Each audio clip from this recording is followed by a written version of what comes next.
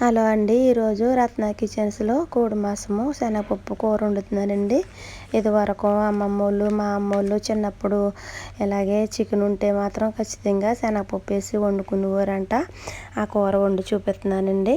ముందుగా స్టవ్ వెలిగించి ఒక బాండీ పెట్టుకుని దాంట్లో 3 స్పూన్ల ఆయిల్ వేయాలండి. ఆయిల్ హీట్ అయ్యాక మనము సన్నగా తరిగి పెట్టుకున్న ఒక 2 ఉల్లిపాయలు 4 పచ్చిమిర్చి వేసి ఉల్లిపాయలు ద్వారగా వేగించాలండి. అందులో ఉన్న వాటర్ అంతా ఇంకిపోయి ఆయిల్ పైకి తేలే వరకు కూడా ఉల్లిపాయలని వేగించాలి. ఇప్పుడు ఉల్లిపాయలు వేగనియండి. ఇందులో 2 కరివేపాకు రెబ్బలు వేసుకుందామండి. తర్వాత దీని అంతా కూడా ఒకసారి కలుపుకుందామండి. నేను ఒక అర కేజీ చికెన్ తీసుకున్నానండి. నేనైతే పారం కూడా తీసుకున్నాను, బాయిలర్ అయినా తీసుకోవచ్చు. బాయిలర్ తీసుకుని వండేవాళ్ళు వాటర్ కొంచెం తక్కువ వేసుకోవాలి. పారం అయితే కొంచెం వాటర్ ఎక్కువ పడుతుంది, ఎక్కువ టైం పడుతుందండి. కుక్కర్లో వేసుకుంటే తొందరగానే అయిపోద్ది. నేనైతే కుక్కర్లో వేయలేదు. ఇదిగోండి, నేను ముందుగా కడిగి శుభ్రం చేసుకున్న చికెన్ ఈ ఉల్లిపాయల్లో వేసానండి. మొత్తం ఈ చికెన్ ఉల్లిపాయలు అంతా కూడా ఒకసారి కలుపుకుందామండి. అంతా ఒకసారి కలుపుకొని మూత పెట్టి 10 నిమిషాల పాటు అండి దీన్ని సిమ్లోనే ఉడకనివ్వాలి.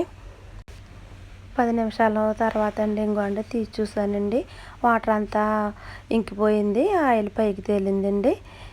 చాలా మట్టికి కుక్ అయిపోయింది. ఇప్పుడు ఇందులో ఒక అర టీ స్పూన్ పసుపు వేసుకుందామండి. 3 స్పూన్లు కారం వేసాను.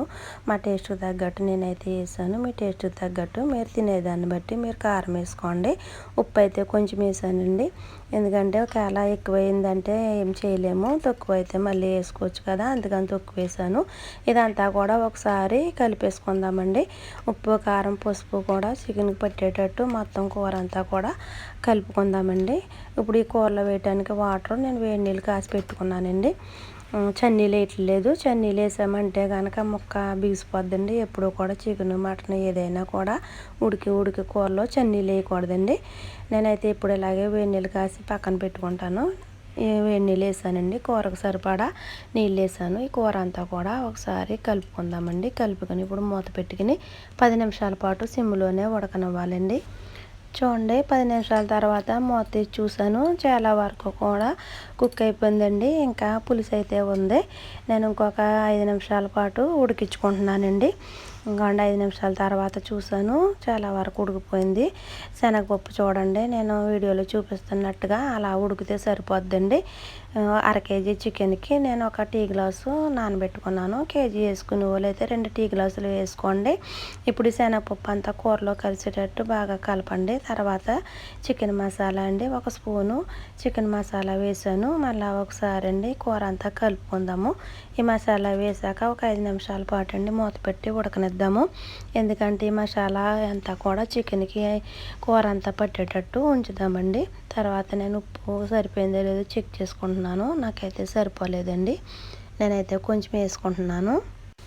ఇప్పుడు మళ్ళీ ఒకసారి కలుపుకుందామండి. కూర అంతా కూడా జస్ట్ ఇంకొక 2 నిమిషాలండి దగ్గర పడితే కూర అయిపోతుంది. మూత పెట్టి ఒక 2 నిమిషాల పాటు ఉంచానండి. చూడండి, 2 నిమిషాల తర్వాత చక్కగా కుక్ అయిపోయింది. నూనె అంతా పైకి తేలిందండి.